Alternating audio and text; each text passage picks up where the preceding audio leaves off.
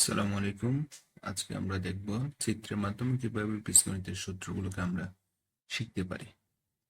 এখানে একটা চিত্র দেওয়া আছে, যে চিত্রের মধ্যে একটা বর্গক্ষেত্র দেওয়া আছে। বর্গক্ষেত্রের বাহুর দৈর্ঘ্য হচ্ছে সি, এবং এই বর্গক্ষেত্রের বাহুর দৈর্ঘ্য আমরা দুইটা অংশে ভাগ করলাম। একটা হচ্ছে এ, একটা হচ্ছে বি। অর্থাৎ এ প্লাস বি সমান সমান হচ্ছে সি।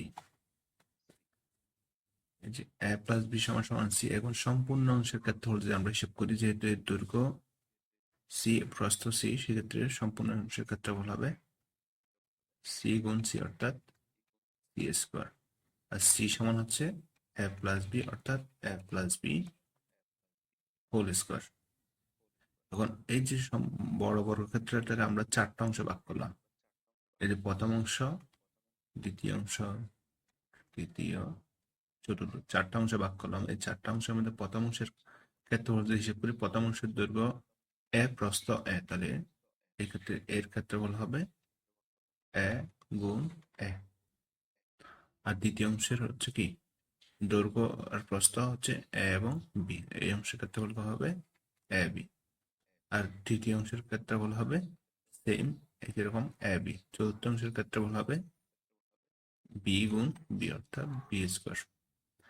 সম্পূর্ণ অংশের ক্ষেত্রফল কত হয় আমাদের? এ square plus A B plus A B plus b square, অর্থাৎ এ square plus two A B plus b square.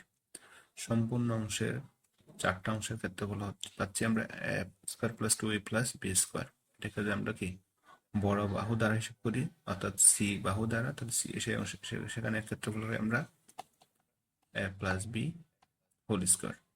তাহলে a plus b whole square সমান আমরা পাচ্ছি a square plus two b plus b square.